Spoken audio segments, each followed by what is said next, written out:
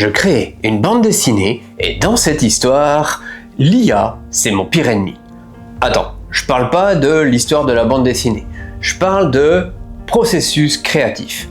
Dans mon processus créatif, l'IA, c'est mon pire adversaire. Je t'explique pourquoi. Ok, bon, créer une BD, une bande dessinée, un comics ou un manga, c'est un processus créatif qui est terriblement complet et complexe. D'abord, il faut un scénario, ensuite des personnages, et petit à petit, on écrit notre scénario sur des feuilles, des cases pour raconter notre histoire avec différentes perspectives sur différents plans pour donner un fil conducteur complexe. Quand je dis que l'IA c'est mon pire ennemi, eh bien c'est à cause de la facilité qu'il m'offre pour créer ma bande dessinée. Je ne vais pas rentrer dans le débat de pour ou contre l'IA ou dans le débat de l'IA dessine mieux que les artistes ou moins bien que les artistes. On sait très bien que l'IA se nourrit de ce que les artistes proposent, elle reste dans un style qui lui est propre et finalement, eh bien, l'IA est assez insipide. Mais si on passe tout ça, eh ben, on peut quand même avouer qu'elle dessine vachement bien et qu'elle fait des reproductions, des tableaux, des choses assez jolies. Alors pourquoi je vous dis que c'est mon pire ennemi? Eh bien parce que, en fait, l'IA, si je l'utilisais, elle m'éloignerait grandement de mon objectif, celui de moi-même créer une bande dessinée. Et lorsqu'on est dans un processus créatif, eh bien, il ne faut pas oublier la raison pour laquelle on fait ça. Et finalement, eh bien, l'IA, elle nous éloigne beaucoup de nos processus créatifs et elle nous oriente vers un processus rapide avec la création de prompts et un bouton générer qui fait de la couleur et qui fait tourner une petite pastille et on rappuie sur générer pour recréer une image et régénérer. Et finalement, eh bien, quel processus artistique il y a derrière ça? Aucun. Juste celui d'un superviseur qui valide ou non ce que l'IA fait. Alors, dans mon processus, eh bien, j'ai déjà dû apprendre à dessiner, apprendre les bases du dessin. Dans cette image que je vous montre, eh bien évidemment, il a fallu apprendre les bases d'une perspective.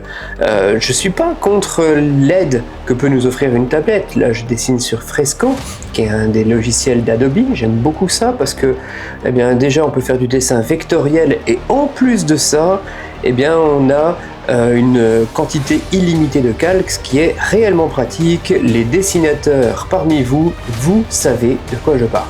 Bon, c'est vrai que niveau processus créatif, c'est terriblement lent. L'image que je vous propose de regarder aujourd'hui, la construction, le time-lapse que je vous montre, il m'a pris environ 10 à 15 heures.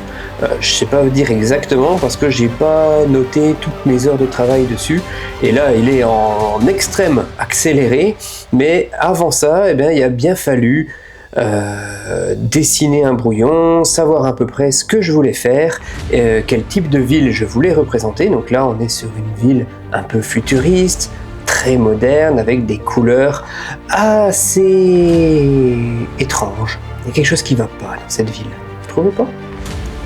Un autre point qui me fait dire que l'IA ralentit le processus créatif et pourrait même le contraindre, eh bien, c'est le fait qu'il nous éloigne de cette lenteur nécessaire à la maturation d'un scénario. Avant même de faire cette image, j'en ai créé plusieurs et à chaque fois, elle ne me convenait pas parce que, eh bien, il n'y avait pas le ressenti que je voulais. Et finalement, eh bien, cette ville que je fais naître à travers ce scénario a maturé plusieurs jours avant de voir le jour.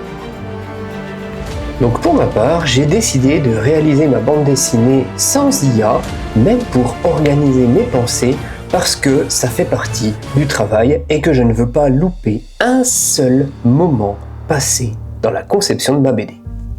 Cette bande dessinée, de quoi elle parle? Eh bien, elle parle de science-fiction et à travers un pitch de science-fiction, eh bien, elle vous emmène dans un univers assez réaliste et qui est finalement assez moderne et je dirais on parle d'actualité et on en parle bien. Alors si toi aussi tu es fan de bande dessinée ou d'art ou de toute autre chose, eh bien n'hésite pas à t'abonner à la chaîne, à lâcher un petit pouce bleu si la vidéo t'a plu et si tu veux me soutenir dans ce projet. N'hésite pas à me rejoindre dans la section commentaires et à partager cette vidéo si elle t'a plu.